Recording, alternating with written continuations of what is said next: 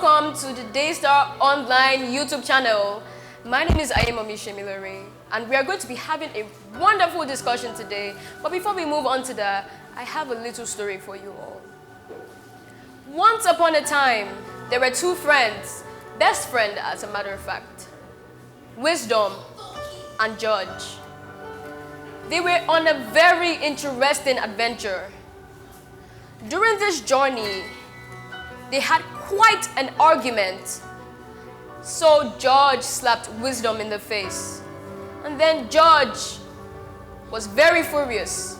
But Wisdom, with no act of hitting his best friend back, he went straight for the sand and he wrote, "Today, my best friend slapped me in the face."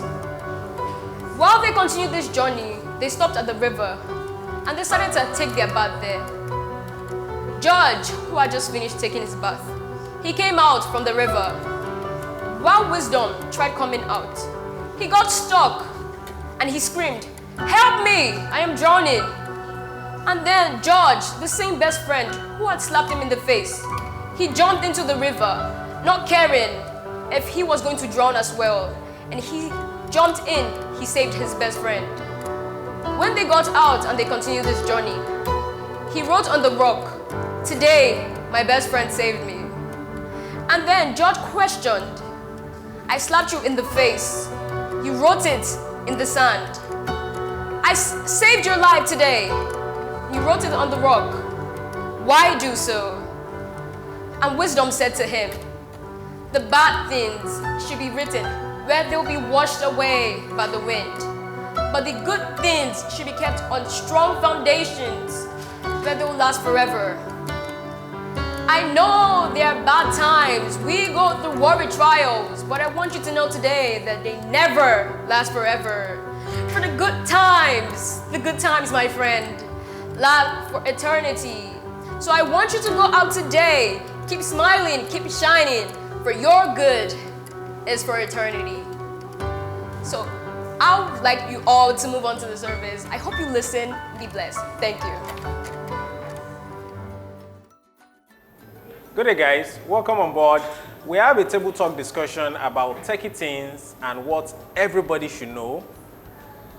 And today on set, we are honored to have a teenager already in tech, and his name is Emmanuel Atuma Felix.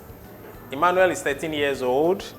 He is currently specialized in Python, and we are going to get to hear more about Emmanuel in the course of the program. And also, we are honored to have in our midst a young IT professional, 3 years plus in the tech industry. She is Oluwakemi Idowu. She's a front-end developer. She's well-versed with design standards and usual preference. She works with life projects, and she's passionate about tech also. And lastly, we have a grounded tech executive. He is Mr. Akinfaderi Adebowale.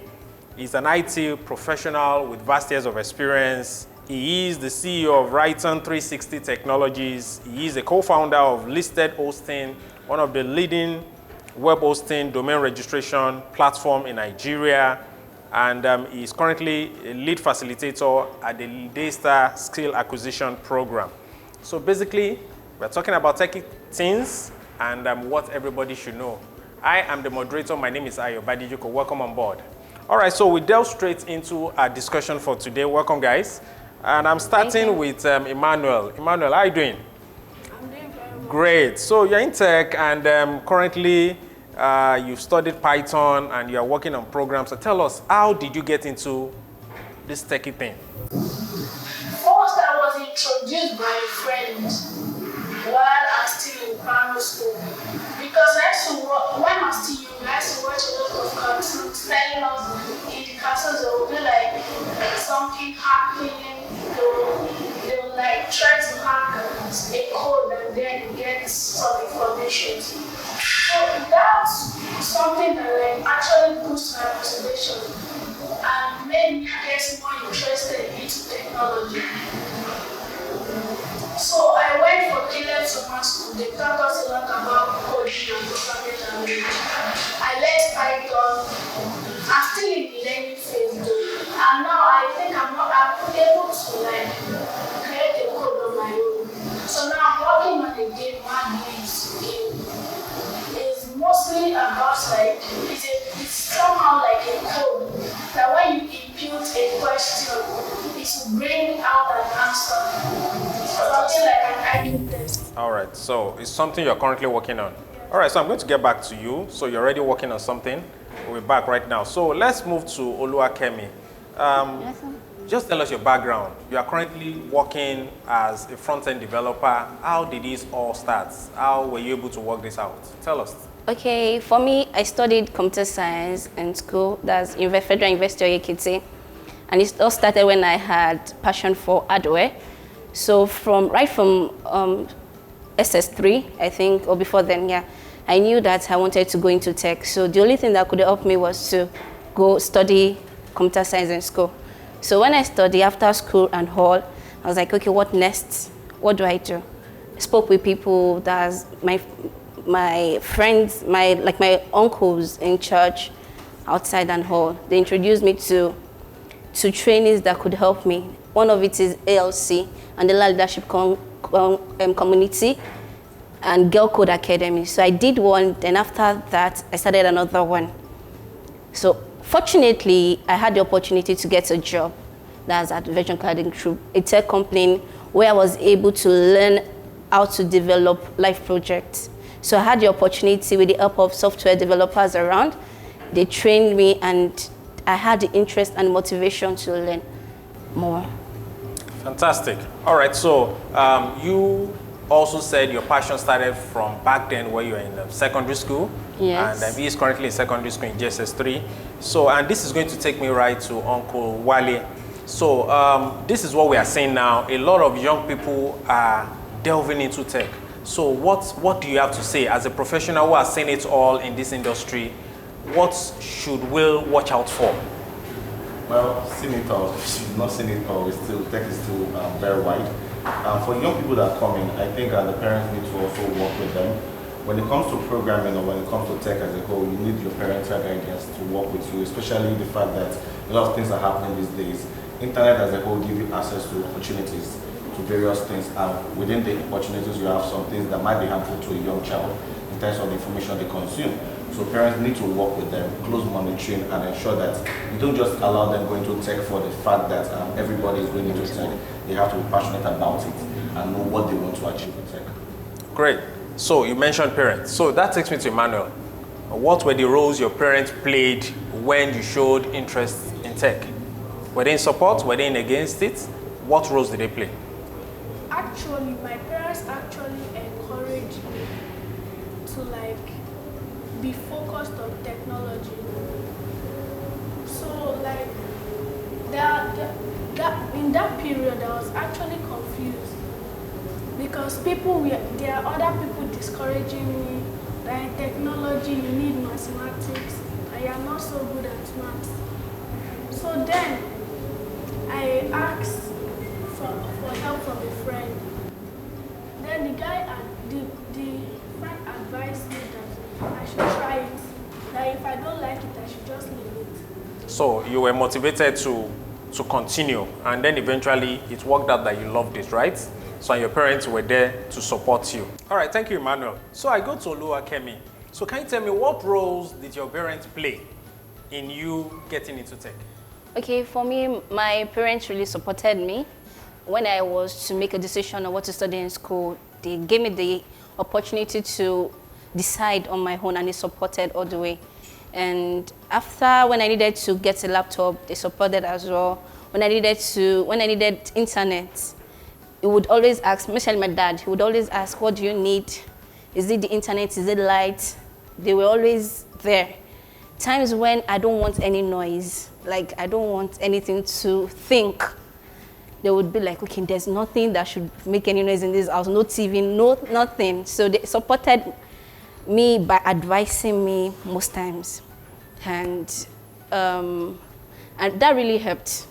There was a particular time I can never forget. I was really working, trying to meet up because I just got the job and I was learning on the job. So I forgot that I had not taken anything. So my mommy was the one that came to meet me around, like, you've not eaten, take food. I was like, really? I've not eaten? Like, that really meant a lot to me.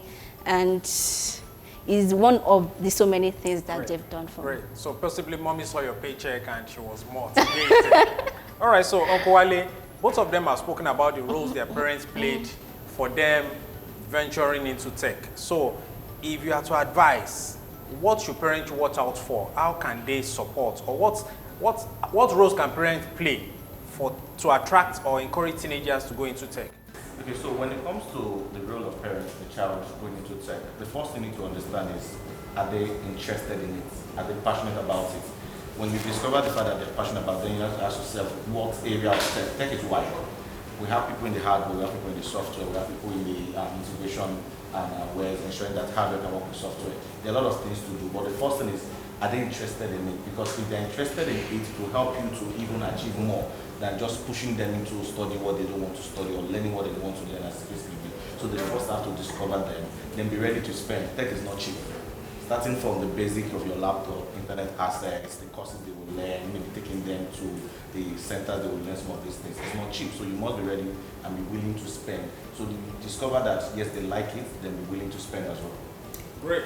Okay, so Oluwakem, I'm coming back to you. Okay. Now you're in tech 3 years plus, right? Yes. So what are the opportunities you think are open to young people embracing tech, particularly if you are to talk to teenagers like this? What should be the motivation for them? So Okay. from the angle that you're already in it, you are seeing the opportunities they are not seeing. So if you have to talk to them, what are the opportunities that lies ahead for them? Okay, for tech is actually wide, right? We have the AI part, we have the machine learning, we have web, front-end web, we have the cybersecurity. We have so many things. It's into gaming, and which is a great opportunity for him. Very soon, his applications will be out there for everybody to use, and it will get paid as well. Huge payment, you know, and that is actually the future. The future is technology, and it's advisable that everybody should move towards the future currently to help them to stay in vogue with what is happening currently. Uncle Wale, so there's a teenager out there whose parents are not giving all the necessary support he needs, unlike the young people we have on set. So what advice do you have for that kind of teenager? No support from parents, or the parents are possibly against him venturing into tech. What should he do? The first question we ask is why? Why are the parents not giving the support? Because you can't just say, oh, they're not giving support. Maybe the child has done something wrong, or maybe at that point they want you to focus on studying a particular thing in school. So we need to ask, why are they not giving the support? Then sometimes as a child, you need to prove yourself that, yes, I know what I'm doing. I will take myself for example. I got my first desktop from my dad as a gift and doing well in school because I said I wanted to go into tech. At 7, I knew what I wanted to do. But the question is, did you show the attitude to make them know that yes, truly this thing that you have been talking about, you are interested in it? There's a different case of they don't have the funding and they are not allowing. You just have two different things. If they don't have the funding, understandably, you can always look for ways to get help outside. But if they are not allowing you to go into tech, there must be a reason why they are not allowing you. And maybe, for example, a lot of exposure to things that they don't want you to see. But we need to ask them why. And that's the best place to start helping that kind of a child. All right, so I come to Emmanuel. Emmanuel, you're in GSS 3, right? Possibly preparing for your junior secondary school exams, and then after that you go into senior secondary. So what is the future for you? Are you planning to be a tech professional, or you're just doing it as one of your hobbies? What is the future that you're looking at? You see, I enjoy actually coding. So, like, if there was an opportunity for me to take it as a profession, I will actually accept that. Great. So it's something you're looking forward to. So I believe that professionals like this are giving you the motivation you need. All right. So I go to Oluwakemi. Final questions right now. Are there dangers in tech? From your perspective, you've done some years now. Any dangers yet?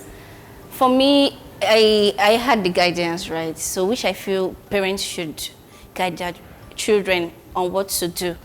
Because in the tech world, you have is porous to exposure on so many things, different things like pornography and the like. So I feel for me, I didn't have issues because I had the guidance from my parents, and it really helped me, and I was able to know what I need at a particular time. So you felt parental guidance prevented some of those Some of crises? yes. So Wale, what are the challenges? What are the dangers possibly maybe that's one of the reasons why parents are afraid. So what are the possible dangers and what are the solutions? Like she's rightly said, yes, pornography is one of those things that because you have access to internet and everything. And on the other hand, sometimes parents want to be sure, is this child going to take this as a job or a profession in the future? So that I don't just end up wasting money. So take for example, you spend 300,000 on your laptop, you're buying this, you're buying that, and at the end of the day, the child comes to tell you, I think I want to go into photography. I think I want to become a dancer. I want to become a this. I want to become a that. So the investment that is going to define knowledge is wasted. But as a parent, you want to be sure if the child knows what he or she is doing. And when it comes to cyberbullying, that's another aspect of technology that a teenager might feel. Because you see a lot of things online and you feel that, oh, I think I should be behaving in this certain way. Why the whole reason for you to be on that system is to learn. So parents would have to guide them, and that's the best way to do. You have to have somebody that checkmates what they are doing. There are applications that can help you do that, but as a parent, you need to be physically there to help them, to guide them, to direct them, ensuring that they are doing the right thing at the right time. Very important. All right, so final questions to Oluwakem. Did you make any mistakes along the line that you're willing to share with us? Okay, at a point. Understand that it's not such a perfect role or transition from what you studied in school and what you're currently doing. Possibly share some of those mistakes that teenagers like this should watch out for. Okay, at a point, okay, I started by joining the community. So at a point, I was supposed to be teaching people. It really helps for developers in particular. Whatever you learn, make sure you discuss it with someone. I didn't do that. It's when you come to me, that's when I will take you through it. It was later on when my brother came to ask me questions. Now I was like, so Kim, you know all these things. That really made me to feel like, oh, if I can teach my brother this way, I can actually teach people. That was when I knew that, okay, so I know this much, though I'm still learning, right? Because there's no, there's no end to learning. You keep learning. And it helps you to stay up to date. By the time you say something, you go back to check if what you said is still relevant. If it's still up to date, you update yourself, teach someone. The person will ask you another question. If you don't know, you go back to check what you've said, what you need to know and all. And that really helped because I started taking some people up, mentoring some people as well. And the more, mostly in development, when you have different libraries, update things, you need to go back to go and check the latest library. Because someone will just be like, I have this bug, how do I fix it? Then you have no choice than to, even you have to go and learn. So I think there's what we call imposter syndrome, that you feel like you don't know it. So I feel people should work against that. Like, you have to keep learning, you keep speaking what you've learned. Yeah, thank you. So final questions, Dr. Wale. You're a parent, so you have to talk to your fellow parents about how they can work together with teenagers of embracing tech. From your heart, please talk to our parents. What should they do and what should they not do? Well, the first thing I would say is don't push them into tech because the whole world is saying tech is this, tech is that. For me, I say tech is the future, but I define that future is your ability to use technology to solve every other problem around you, whether in medicine or in engineering. Your understanding of tech can help you solve this. So don't just say because everybody is saying tech, you want the child to go into core technology and you must write codes. You must do no. Understand the passion of the child, because the truth is that coding is nice, the way Black has said it, but sometimes it's just boring. Sometimes you're tired. You just stay on it. Maybe you're trying to fix a bug for days, you're still on it, you're trying to work on it, and you can get discouraged. If you are being forced into it, you get it. But if it's something that you loved by yourself, you enjoy doing it by yourself, nobody will need to force you. You will do it effortlessly. You enjoy it. Even when there are challenges, so parents need to first discover the child. And when you know that this child likes this thing or they're in love with this, then you can encourage them, buy the things they need to do. I tell people, start with this, the lean methodology. Yes, you want a laptop. Can we start with this? So I can monitor you. I advise parents, start with a desktop if possible. So that by the time he's putting it on, you can monitor the time it's going on and the time it's coming off. Then you can monitor everything that they're doing. So that way they don't just go outside of the danger zone that you don't want. So that's very important for me. All right, thank you. Wow, guys, I'm sure we've learned a lot It's just a table talk discussion about techie teens, a lot of teenagers embracing tech. So we just felt that it's necessary for us to have discussion around this, and Emmanuel has just told us how he ventured into Python and what are his future plans going forward. I wish Emmanuel all the very best, and I pray that in this community, because we are planning to set up a community where we can encourage teenagers like this, and I believe our mentors have gladly agreed to join us to make sure that we encourage these wonderful techie teens to go on the path of righteousness, even while they're exposed to all the dangers that they're in. So I wish you all the very best, Emmanuel, and I believe that many years to come we'll hear great stories about you. Right? All right, I want to say a big thank you to Oluwakemi. Thank you for honoring our invitation. And we believe that we promise to always be available for teenagers, and we hope that next time we call you, definitely ready to take our calls. And Uncle Wale, what can I say? We cannot thank you enough. You told us that you're going to be available, and truly you did. All right, so guys, we've learned so much. Please, whatever you do, decision to start is now. Guys, guess what? April 2005. The first video was uploaded on YouTube by one of the founders. His name is Karim Jawel. He uploaded the first 18 seconds video on YouTube in April 15 years ago. He started then. But look at it, many years after, 15 years after, we have over 800 million videos right now on YouTube. That tells you that whatever desire or passion you have in your mind, you need to start it someday. So if you're interested in tech, please learn the ropes, work with the right people. Parental guidance is key, and I believe you are just going to make history the next time we hear about you. It's been a wonderful time on set here, and I want to say a big thank you to all our guests. Thank you, everybody. Please, in all that you do, embrace God and let Him direct your path. My name is Onkwaye. God bless you. Welcome back, everyone. I hope you enjoyed the service and found every single thing we did today very powerful, because I did. I hope you have a very fantastic week ahead of you. Thank you. Stay blessed.